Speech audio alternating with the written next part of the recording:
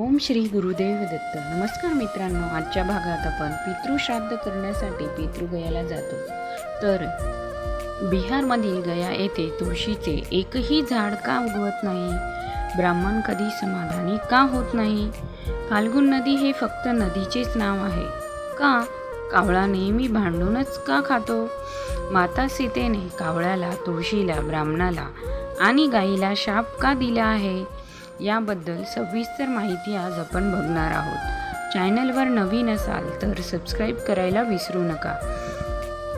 रामायणामध्ये असे सांगितले आहे की वनवास चालू असताना भगवान राम, लक्ष्मण आणि सीता हे पितृपक्षामध्ये श्राद्ध करण्यासाठी बिहार येथील गयाधाम येथे गेले. तिथे ब्राह्मणांनी श्रीराम आणि लक्ष्मण यांना श्राद्ध कर्मासाठी लागणारी सामग्री जमा करण्यासाठी सांगितली.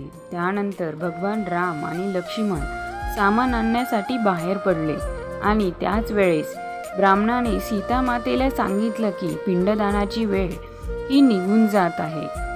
असे ऐकल्यानंतर सीताची भटकंती अजून वाढली, कारण अजून राम आणि लक्ष्मण सामग्री घेऊन परत आलेले नव्हते. त्याचवेळी दशरथ राजाच्या आत्म्याने सीतेला आभास केला की पिंडदानाची वेळ ही निघून जात आहे. असे ऐकल्यानंतर सीता माता चिंतेत पडली आणि त्यावेळी सीतेने वेळेचे महत्त्व म्हणून स्वतःच आपल्या सासऱ्यांचे म्हणजेच राजा दशरथ यांचे पिंडदान करण्याचे ठरवले. सीतेने फल्गू नदीला, वडाच्या झाडाला, तसेच कावळ्याला, तुळशीला, ब्राह्मणाला आणि गाईला साक्ष मानून स्वर्गीय राजा दशरथ यांचे विधिपूर्वक पिंडदान केले. या विधीनंतर जेव्हा सीतेने हात जोडून प्रार्थना केली तेव्हा राजा दशरथ यांनी सीतेने केलेले पिंडदान स्वीकार केले. सीता माता खूप आनंदित झाली की दशरथ राजाने तिच्या पूजेचा स्वीकार केला होता. त्यानंतर सीता मातेच्या मनात शंका आली की प्रभू राम ही गोष्ट कधीही स्वीकार करणार नाही किंवा मान्य करणार नाही की पिंडदान हे पुत्र असेल तरच केले जाते. त्यानंतर काही वेळातच प्रभू राम आणि लक्ष्मण पिंडदान करण्यासाठी लागणारी सामग्री घेऊन परत येतात आणि पिंडदानाविषयी सीतेला विचारू लागतात. तेव्हा सीतेने त्यांना सांगितले की पिंडदान करण्याची वेळ ही निघून जात होती, त्यामुळे मी स्वतः पिंडदान केले. तेव्हा रामांचा सीतेवर विश्वास बसत नव्हता की तिने खरंच पिंडदान केले आहे. प्रभू रामचंद्र विचार करत होते की सामग्री नसतानाही आणि बिना पुत्राचे पिंडदान कसे काय होईल, हे कसे शक्य आहे.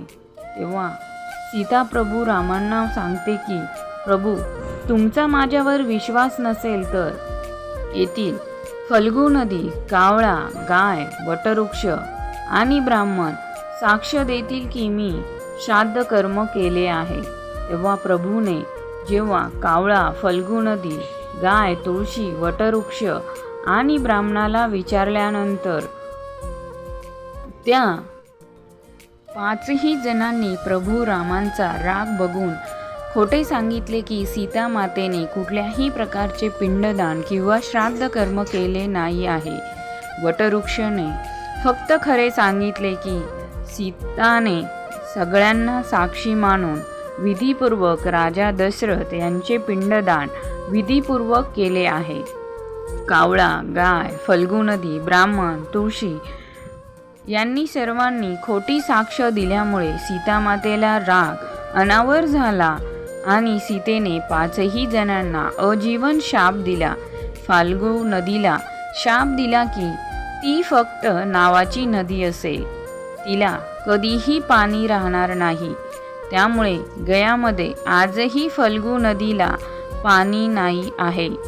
तुम्ही जर कधी गयाला गेले असाल तर हे खरं आहे, कारण गयामध्ये पाणी उपलब्ध व्हावे म्हणून 5 ते 6 वर्षापूर्वी मोदींनी गयामध्ये पाण्यासाठी तलाव बांधला आहे.